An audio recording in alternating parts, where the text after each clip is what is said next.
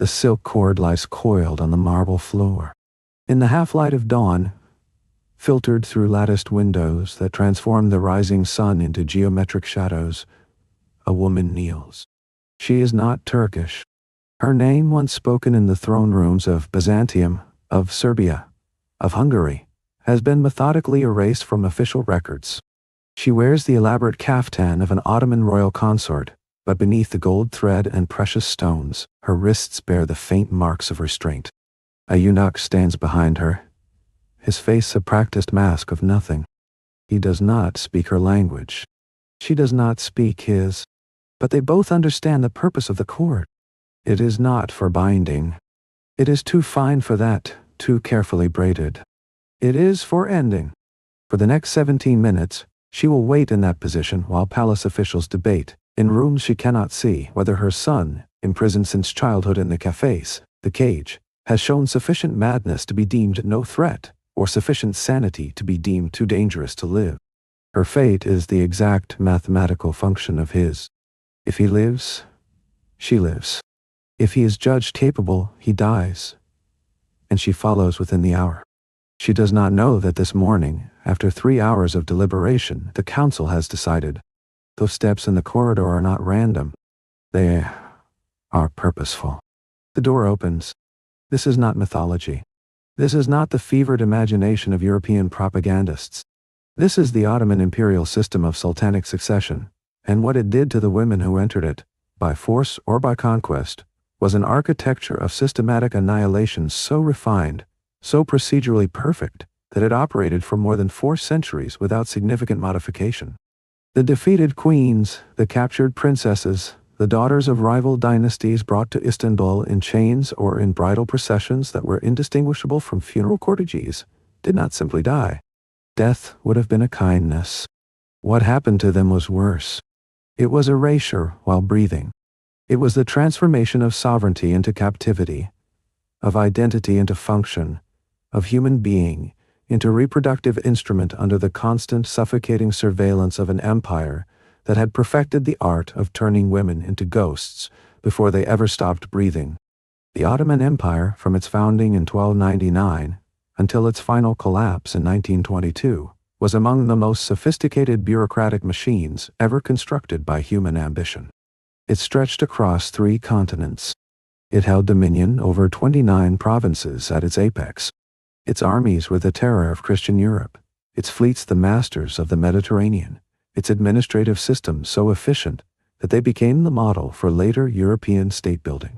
When the walls of Constantinople fell in 1453, when the last Byzantine emperor died fighting in the streets and the great city became Istanbul, capital of a new Islamic empire, the world witnessed the birth of a superpower that would endure for half a millennium. The Topkapi Palace, with its 4 courtyards ascending in degrees of sacred intimacy toward the innermost chambers where the Sultan himself resided, was a physical manifestation of Ottoman cosmology. Power radiated from a single source. Everything flowed toward that center. Everything was consumed by it. The grandeur was real. The cultural achievements were real. The legal sophistication, the architectural magnificence, the preservation of classical knowledge, all real. But there was another palace within the palace. Another empire within the empire. The imperial harem was not, as Western Orientalist fantasy painted it, a pleasure garden of willing concubines draped in diaphanous silks, giggling behind fans. It was a prison with golden bars. It was a factory for the production of heirs and the elimination of rivals. It was a space where women, brought from every corner of the empire and beyond, were systematically stripped of their former identities, renamed, reclothed, relanguaged, and transformed into instruments of dynastic continuity. And for the women who entered that space not as anonymous captives but as queens, as the defeated royalty of conquered kingdoms, as the daughters and wives and mothers of rival dynasties, the experience was not elevation. It was a particular form of torture refined over generations into something approaching bureaucratic perfection. When Sultan Mehmed the Conqueror took Constantinople, he captured the niece of the last Byzantine emperor. Her name in our own language is disputed by historians. The Ottoman records call her Hatun, just Hatun. The title means lady, woman, Wife. It is not a name. It is a category. She was, according to the fragmentary accounts that survive, in her early 20s, educated in Greek and Latin, accustomed to the ceremonial dignity of the Byzantine court. Within 6 months of the conquest, she was in the harem. The process was methodical. First, the stripping of names. A woman who entered the harem with a Christian name was given a Muslim one, often a flower or a precious stone. Gulbahar, Hurrem, Mahidevran. The name was not chosen by the woman. It was assigned. It was a label, not an identity. Second, the stripping of language. While some women, particularly those of high rank, retained their native tongues in private, all official communication, all interaction with palace officials, all petitions and requests had to be conducted in Ottoman Turkish. A woman who did not speak the language of her captors had no voice. She had no way to articulate suffering, to request mercy, to plead her case. Third, the stripping of autonomy. Movement within the harem was rigidly controlled. The women lived in a hierarchical system more complex than the official state bureaucracy. At the top was the valid sultan, the mother of the reigning sultan, the most powerful woman in the empire. Below her were the sultan's official consorts, ranked by whether they had borne sons. Below them were the concubines, ranked by favor and proximity to the sultan. Below them were the servants, the slaves, the faceless multitude who maintained the apparatus. A woman's rank was not fixed by her birth, not by the kingdom she came from, not by the crowns her family once wore. It was determined entirely by her relationship to the current sultan. A princess who had once ruled territories could find herself subordinate to a former slave girl who had borne the sultan a son. The inversion was deliberate. It was designed to demonstrate that all previous status, all external power, meant nothing within the harem walls. But the true horror was not the daily humiliation, not the loss of names and languages and autonomy. It was the mechanism that governed life and death within that golden prison. The Ottoman system of succession was, for most of its history, governed by a principle so brutal that even its architects seemed to understand its monstrousness. The law of fratricide. Formalized under Mehmed the Conqueror and endorsed by religious scholars as necessary for the stability of the state, the law was simple. When a new sultan ascended the throne, he had the right, indeed the obligation, to execute all of his brothers. Every single one. The justification was realpolitik of the coldest kind. The empire could not afford civil war. A sultan with living brothers was a sultan with potential rivals. Therefore, eliminate the rivals. Strangle them with silk cords. Drown them in bathhouses. Poison their wine. The method varied, but the principle was absolute. And the mothers of those executed princes, the women who had borne sons in the hope that those sons would secure their positions, their safety, their very lives, were left to watch their children die. They could not protest. To protest was to challenge the sultan, which was treason, which was death. They could not flee. The harem was guarded by the corps of halberdiers at every entrance, and beyond the palace walls, they had no resources, no allies, no languages in which to beg for help. They could not even properly mourn. Public mourning for an executed prince was an implicit criticism of the sultan's decision, and criticism was unthinkable. The procedure was refined over decades. When a sultan died and his successor took power, a terrible calculus began. The Valid Sultan of the previous reign, the mother of the dead sultan, lost her position instantly.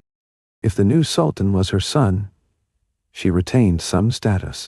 If he was the son of another concubine, she became nothing. The mothers of the executed princes faced something worse than demotion. They faced a choice that was not a choice. Some were allowed to live, kept in isolated chambers of the harem, their sons dead, their futures obliterated, existing only as reminders of what happened to women whose sons lost the succession lottery. Others were quietly disposed of. There are records, fragmentary and disputed, of palace officials arranging accidents. A woman falls from a balcony. A woman drowns in a fountain.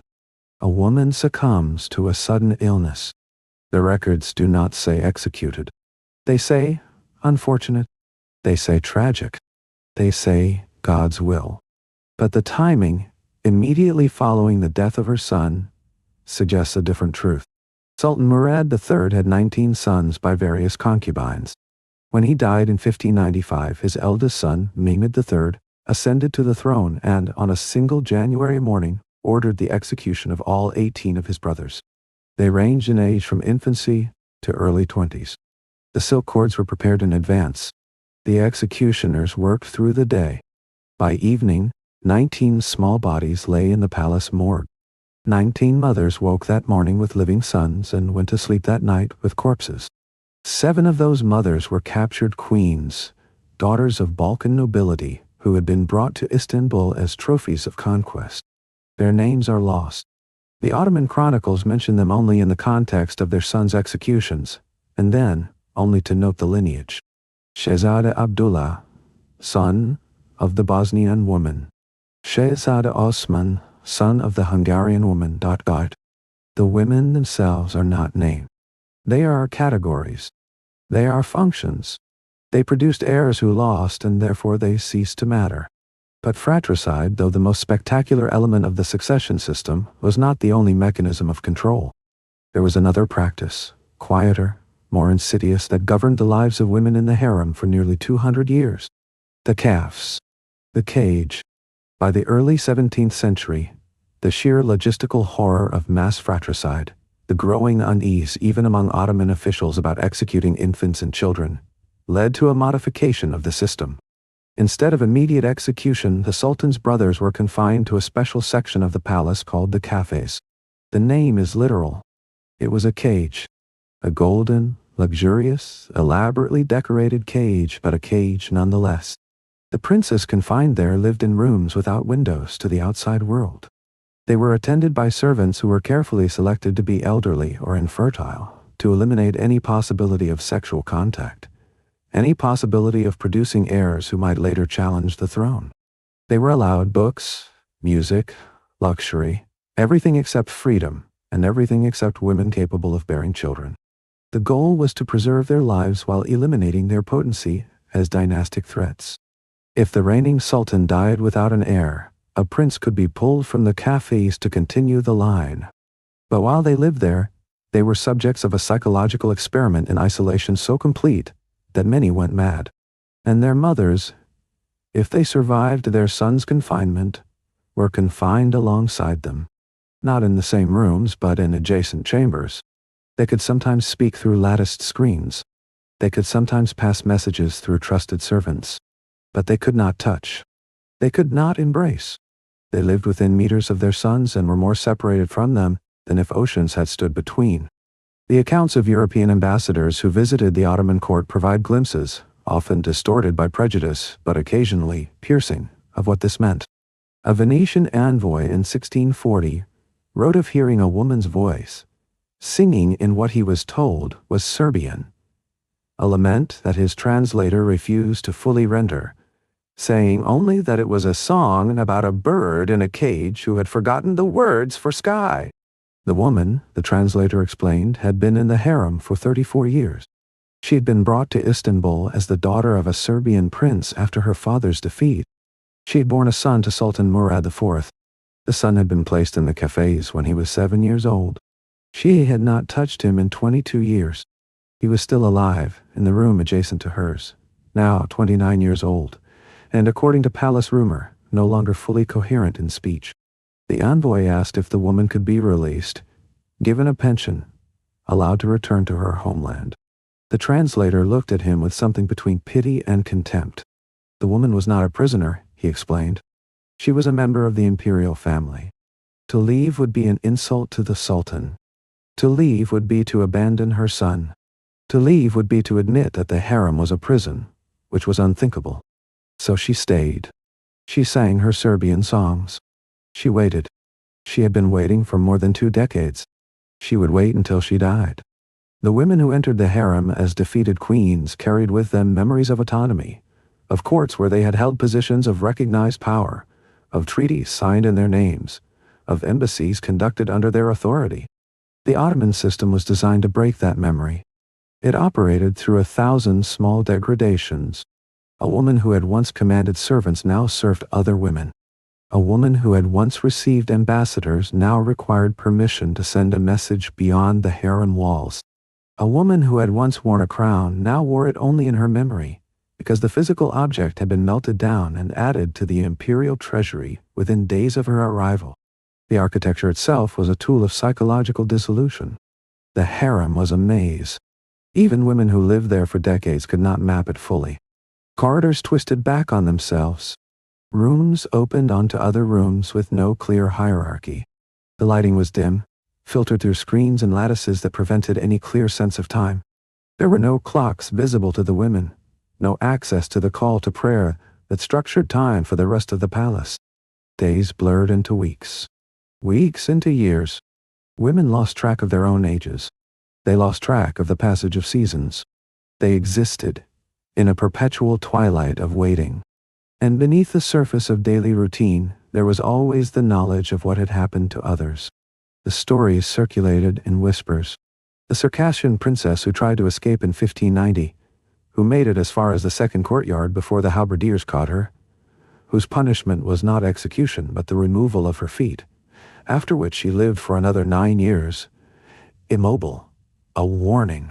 The Hungarian noblewoman who went mad in 1612 and had to be restrained, who screamed in her native language that she was a queen, that her father's kingdom would come for her, that armies were marching to her rescue, until finally the physicians declared her incurable, and she was moved to the isolated chambers where the incurably mad were kept, where her screams became background noise and eventually, cease. The Serbian woman who in 1649 attempted to poison the reigning sultan's favorite concubine, not out of personal rivalry but because she believed, correctly or not, that if that concubine bore a son, her own son would face execution. She failed. The concubine survived. The Serbian woman was sewn into a weighted sack and thrown into the Bosphorus, the traditional method of execution for harem women guilty of serious crimes. Her son, 11 years old, was moved to the cafes that same day. He lived there for 43 more years. He never left.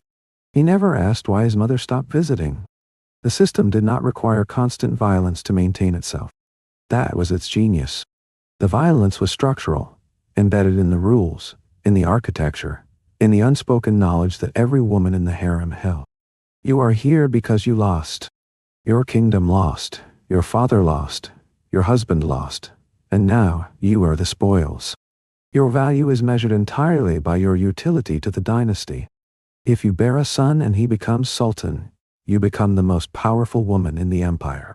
If you bear a son and he dies in the succession struggle, you become nothing. If you bear no sons, you become invisible.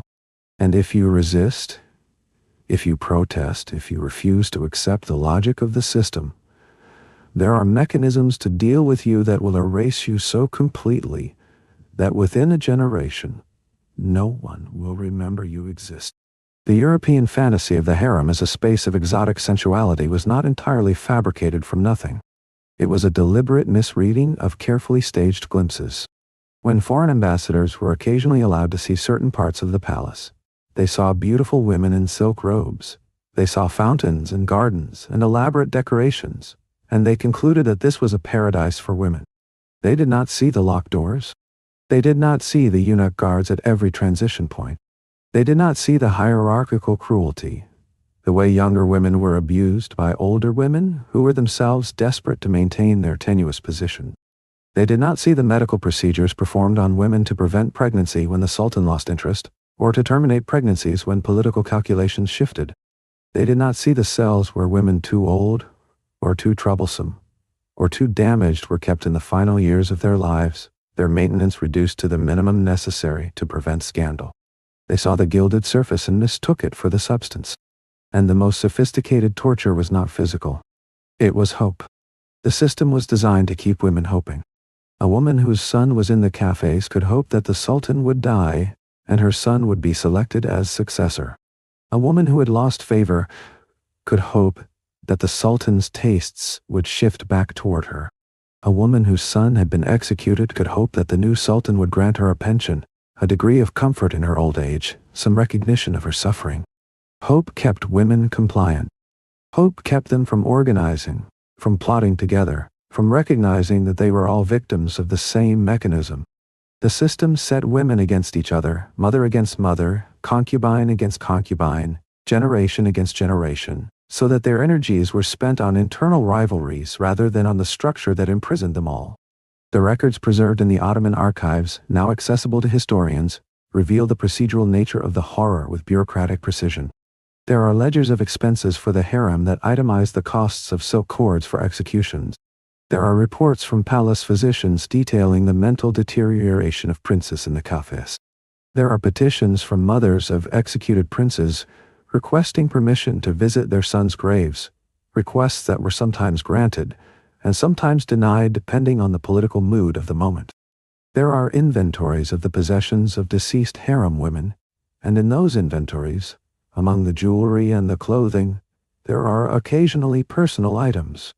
A letter in a foreign language, never sent, hidden in a jewel box, a small icon, Christian or sometimes pagan, smuggled in and kept despite the formal conversion to Islam that all harem women underwent. A piece of the oral histories preserved in the Balkan regions that once supplied the Ottoman harem with captured royalty are consistent and devastating. There are songs, still sung in rural Serbia and Hungary and Bosnia, about daughters who went to Istanbul and never returned. The songs do not speak of death. They speak of something worse. They speak of becoming shadow, of becoming echo, of being alive but not living. There is a Serbian epic poem recorded in the 19th century, but clearly older, about a princess named Milica, who was taken to the Sultan's palace after her father's defeat. The poem is not about rescue. There is no hero who comes for her. The poem is about her attempt to teach her new language to herself, to preserve the memory of her own voice, and her gradual realization that the language she is learning is designed to have no words for the things she needs to say. There is no word in Ottoman Turkish, the poem claims, for the particular sorrow of a mother who is not allowed to mourn her executed son. The language of the conqueror is structured to make certain griefs inexpressible. When Sultan Ahmed III was deposed in 1730, the rebels who stormed the palace released some of the women from the harem. Contemporary accounts describe their condition. Many could not walk properly, having spent decades in enclosed spaces with limited movement. Many were blind or nearly blind, the result of long years in dim lighting. Many could not speak coherently, their languages a confused mixture of Ottoman Turkish and fragments of native tongues they had not used in so long that they had forgotten grammar and syntax. Several died within weeks of release, unable to adapt to the shock of open air and daylight.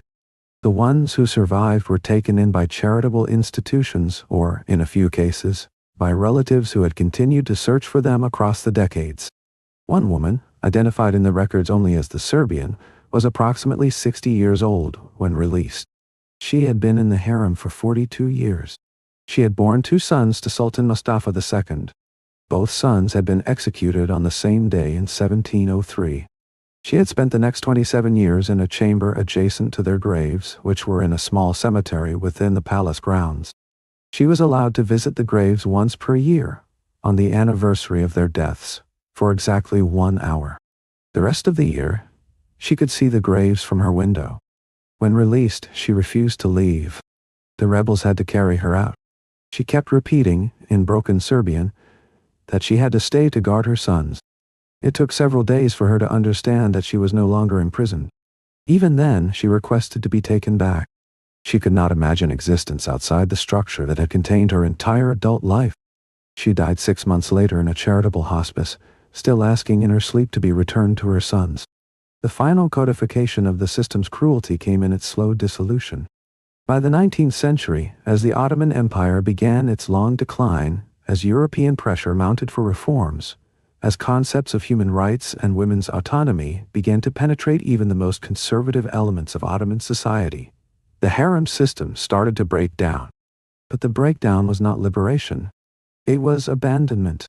The elaborate network of pensions and support that had maintained harem women in their old age collapsed as the empire's finances deteriorated. Women who had spent 50 years in the harem found themselves turned out with minimal resources and no skills for survival in the world beyond the palace walls. The fortunate ones had sons or nephews who had achieved positions in the bureaucracy and could support them. The unlucky ones ended their days in poverty, begging in the streets of Istanbul, sometimes not even knowing their own original names.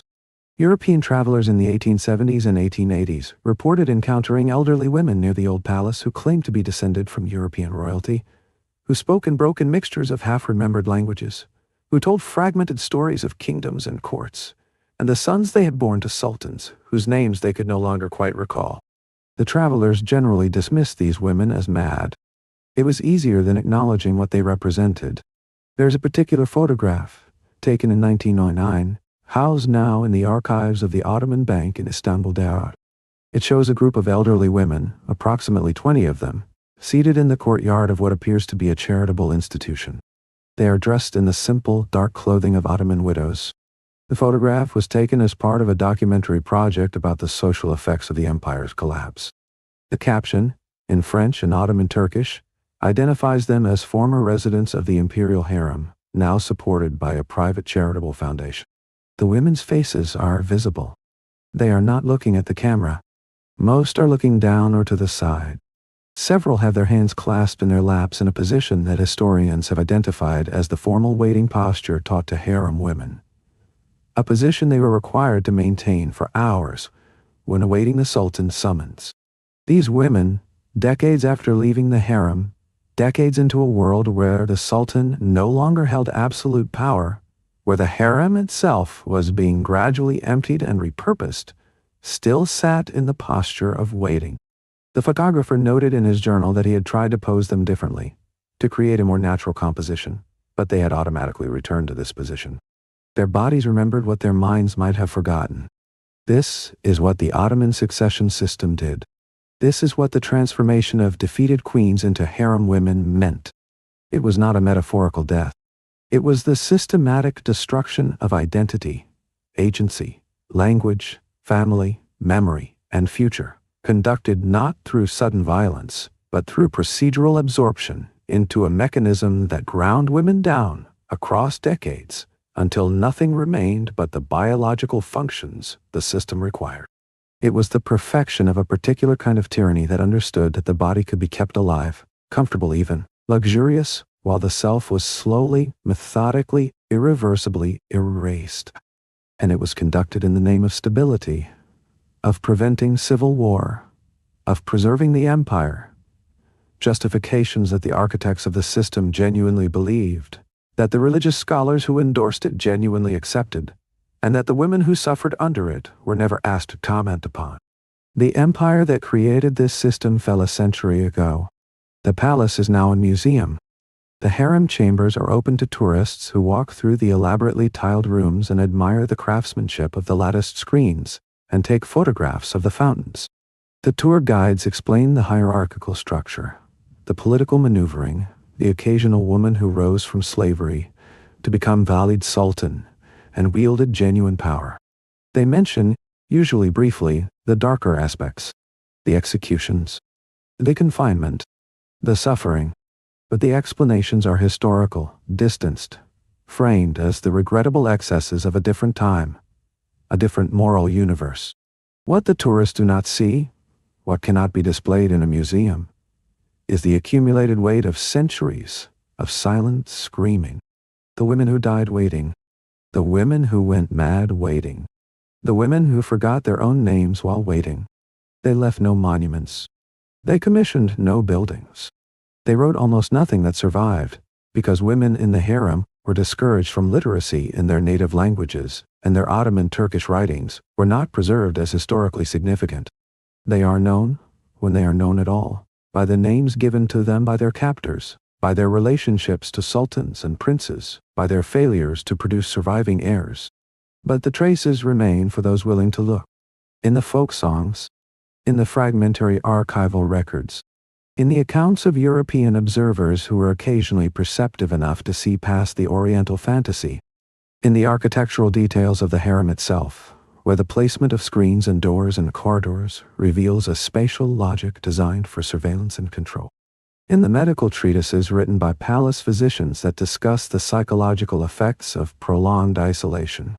In the legal documents that codified the rights, or rather the lack of rights, of harem women. In the pattern of the thing, which was not chaos but system, not aberration but institution, not the failure of the empire, but its precise functioning, according to principles that its architects never questioned. And the warning that emerges from this history is not simply about the Ottoman Empire. It is about what happens when human beings are transformed into instruments of political calculation, when women become chess pieces in dynastic games, when suffering is justified by appeals to necessity and stability. The Ottoman succession system was not unique in treating women as reproductive vessels. It was unique in the procedural sophistication with which it carried out that reduction, in the centuries of institutional continuity it maintained, and in the way it combined physical luxury with psychological annihilation. But the underlying logic, that women of defeated enemies become property, that their children can be killed for political convenience, that their voices can be systematically silenced, that their identities can be erased and replaced with functional categories, that logic appears and reappears throughout human history in endless variation. The specifics change. The core remains. The Ottoman Empire fell because it could not adapt to modernity, because its administrative systems calcified, because the military technologies that had made it invincible became obsolete, because the economic structures that had sustained it for centuries collapsed under the pressure of European industrialization. But it also fell because systems built on the systematic crushing of human beings contain the seeds of their own dissolution. The women in the harem did not organize a rebellion. They did not storm the gates. They did not publish manifestos. But their silent suffering, replicated across thousands of individual lives, across centuries, created a moral debt that even the empire's defenders could not fully deny. By the late 19th century, even conservative Ottoman intellectuals were writing, cautiously, about the need to reform the harem system. Not to abolish it entirely, but to make it more humane, to give women some legal protections, to end the most brutal practices. The reforms came too late, and did too little. But the fact that they came at all is evidence that even a system as entrenched as this one could not indefinitely withstand the basic human recognition that what was being done was monstrous. If this history has left you unsettled, if the image of women waiting in silent desperation for decades has lodged itself in your consciousness, if you find yourself thinking about the difference between death and erasure, then the purpose of this examination has been fulfilled. Like this video to affirm that these stories must be told. Share it, not for the algorithm, but because the systematic silencing of women's suffering across history requires systematic effort to undo that silence. Subscribe to this channel if you believe that the past is not a foreign country, but a mirror that shows us the architecture of power in its most undisguised form. These histories are not entertainment. They are not spectacle.